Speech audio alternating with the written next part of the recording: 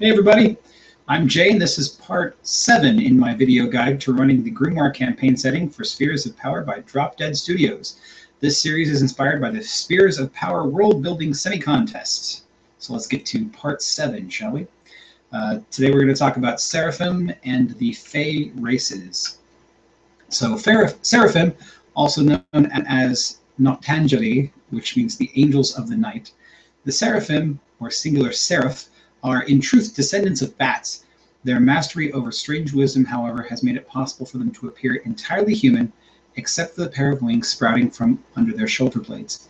Their own legends tell how the strangers called them Seraphim after the angels of the stranger's home world. Sometime after the cataclysm, the Seraphim discovered the Pyrium fields in the eye of the world and went to investigate this new metal. Their search revealed a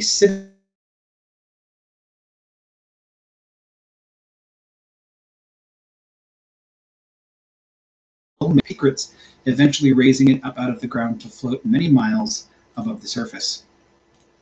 The Corians, jealous of the Seraphim's new home, made a pact with the first raven to curse their rivals with blindness. Fortunately, however, the Seraphim pleaded to their eldritch patron, a stranger of the dark, and the curse was mitigated. Instead of outright blindness, the eyes of the Seraphim became sensitive to the light of day, and their skin and hair were turned pure white, so that they would always remember their patron's intercession. Notable members of the Seraphim are Ipiktok, whose name means keen.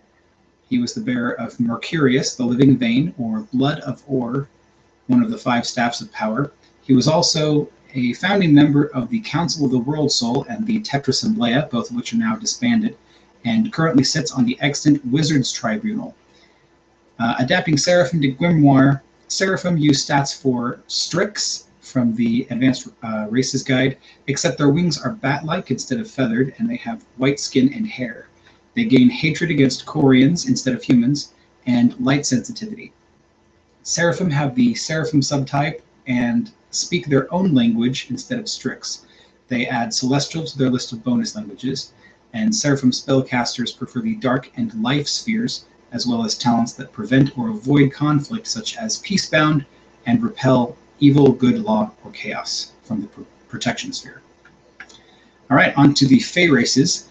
The Fey realm is also known as the Otherworld and could be compared to an elemental plane in that it is both composed of and is the literal source of all magic, much as the plane of fire is composed of and is the literal source of fire, for example. The Fey realm bleeds into the material plane through ley nodes, and the rivers of magic that pour forth are called ley lines, which provide Athanasia spellcasters with the raw mana necessary to perform magic.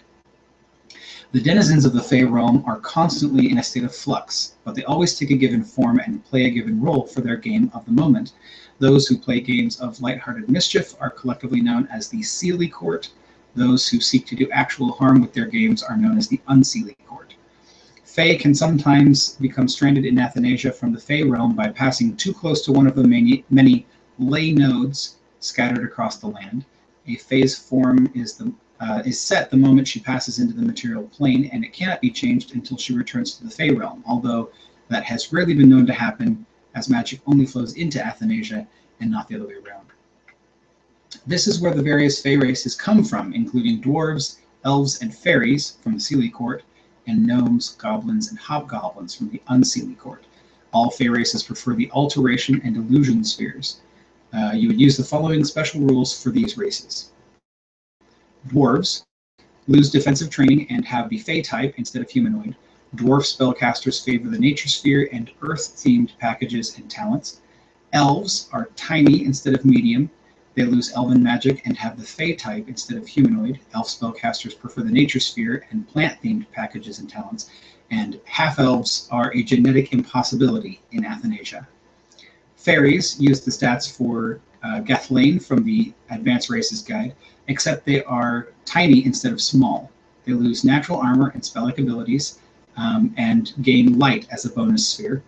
Fairies prefer the telekinesis sphere and air-themed packages and talents. Gnomes use the stats for the Sphere from the Advanced Races Guide. Gnome spellcasters use the Dark Sphere and earth-themed packages and talents. Goblins use their own racial stats from the Advanced Races Guide. Goblin spellcasters also prefer the Destruction, Fear, and Sphere and Fire-themed packages and talents. And due to the remaining in the material plane for so long, goblins have lost their fey nature and are considered humanoids instead of fey. Hobgoblins also use their own racial stats from the Advanced Races Guide, except they're small instead of medium. Hobgoblin spellcasters also prefer death and war spheres, and like goblins, due to remaining in the material plane for so long, they are considered humanoids instead of fey. All right, that wraps up part 7. Thanks so much for watching. We'll see you for part 8, where we start the classes. See you later.